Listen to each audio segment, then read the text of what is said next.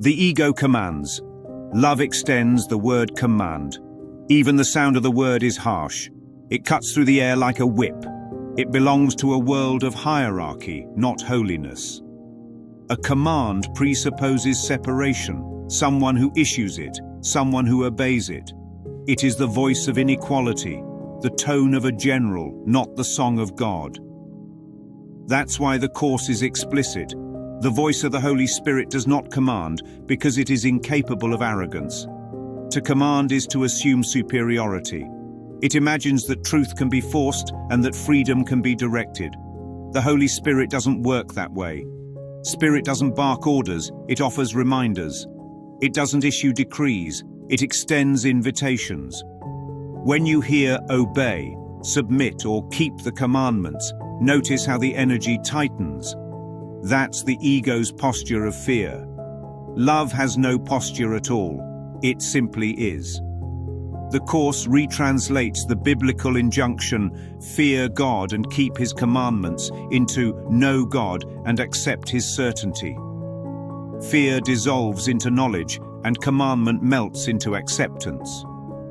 A Course in Miracles says, while you feel guilty, your ego is in command. That single line unmasks every so-called spiritual authority that rules by shame. Guilt always implies a commander, someone to accuse and someone to obey. But guilt can only command the guilty mind. It has no jurisdiction over innocence. That is why the Holy Spirit never commands. To command is to assume inequality, which the Holy Spirit demonstrates does not exist. The ego loves its commandments. Thou shalt strive. Thou shalt suffer to prove worth. Thou shalt obey fear and call it respect. The Course exposes them as harsh laws of condemnation. By obeying the ego's harsh commandments, you bring its condemnation on yourself.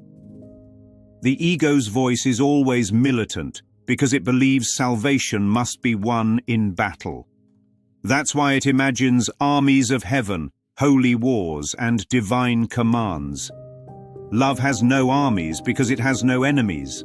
The Course says, in the ego's dream, everything demands obedience. The body, the past, the clock, even the dust.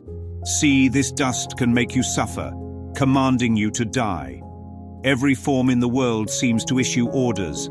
Get sick. Grow old. Defend yourself. But the mind that remembers its source remembers it is the one giving the orders. The Course says, time you made and time you can command. Time obeys thought. It is never the master.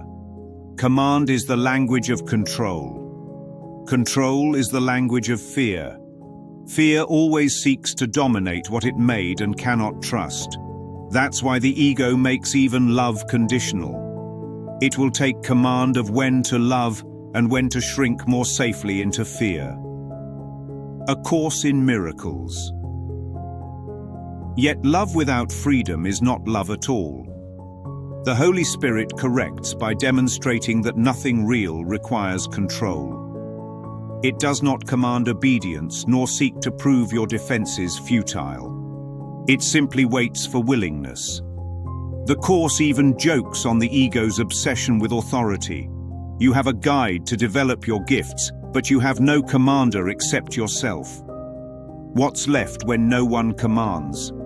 Only self-direction. Only extension. Command tries to control the light, extension is the light. Command says, do as I say. Extension says, remember what you are. When the ego feels it is losing power, it shouts louder, obey me or die. It's the same old script.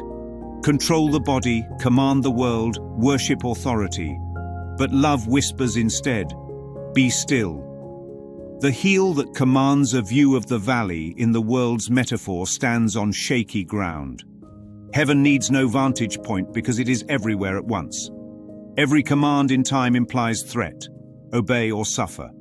The Holy Spirit's message is the opposite, remember and rest. That's why there is no funeral, no grim commandments, nor twisted rituals of condemnation. A Course in Miracles.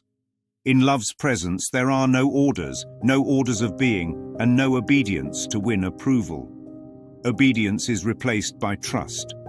Authority is replaced by equality. When fear commands, peace seems to vanish. When love extends, fear disappears naturally. Command is noise. Extension is resonance. One shouts, the other sings.